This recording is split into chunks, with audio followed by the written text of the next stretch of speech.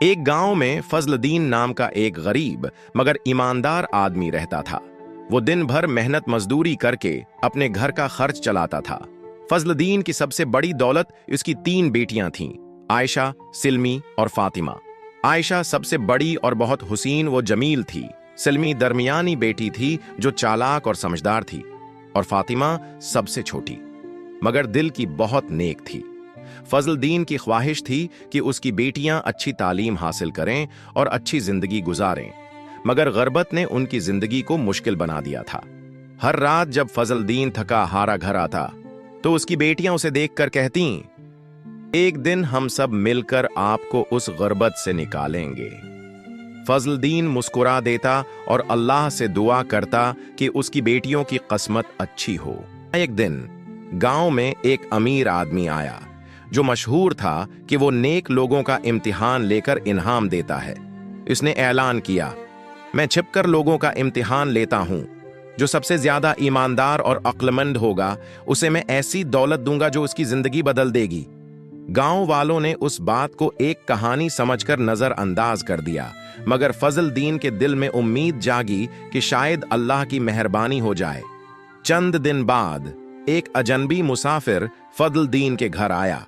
वो आम कपड़ों में था मगर उसकी आंखों में गहराई थी। उसने कहा, फजलदीन, मैं तुम्हारी 3 बेटियों का इम्तिहान लेने आया हूं। देखते हैं कि इनमें से कौन सबसे ज्यादा अक्लमंद और नेक दिल है। फजलदीन हैरान था मगर उसने मेहमान की बात मान ली। अगली सुबह वो मुसाफिर फजलदीन और उसकी बेटियों के साथ बैठा। उसने एक ही सवाल किया, अगर तुम्हें एक दिन के लिए बहुत सारी दौलत दे दी जाए तो तुम क्या करोगी? आयशा, जो सबसे बड़ी थी, कुछ देर सोचकर बोली, मैं नए कपड़े, ज़्यूर और कीमती चीजें खरीदूंगी ताकि मैं भी अमीर लड़कियों की तरह जिंदगी गुजार सकूं। सलमा, जो दरमियानी बेटी थी, बोली, मैं एक बड़ा घर बनाऊंगी जहां हम सब आराम से रह सकें और अबा को मजीद मेहनत न करनी पड़े। फातिमा, जो सबसे छोटी थी, मुस्कुराकर बोली, मैं इस दौलत से गरीबों की मदद करूंगी ताकि सबके चेहरों पर खुशी आए। इंसान की असल दौलत उसका अच्छा दिल और दूसरों की मदद करने की सोच होती है। मुसाफिर ने कुछ देर सोचा, फिर मुस्कुरा दिया। उसने कहा, तुम्हारी सबसे छोटी बहन फातिमा ने सबसे बेहतरीन जवाब दिया है। जो इंसान सिर्फ अपने लिए सोचता है वो कामयाब नहीं होता, लेकिन जो दूसरों के लिए सोचता है उसे दुनिया भी इज्जत देती है और अल्लाह भी। ये कहकर मुसाफिर उठ खड़ा हुआ, मगर जाने से पहले उसने फजलदीन को एक थैली दी और कहा, उसे सिर्फ एक नेक काम के लिए खोलना। फजलदीन और उसकी बेटियां हैरान थीं। जब उन्होंने थैली खोली तो उसमें सोना, चांदी और हीरे भरे हुए थे, मगर सबसे ज्यादा हैरानी वाली चीज एक चिट्ठी थी जिसमें लिखा था, मैं वही अमीर आदमी हूं जो नेक लोगों का इम्तिहान लेता है। तुम्हारी बेटी फातिमा ने सबसे बेहतरीन सबक दिया है।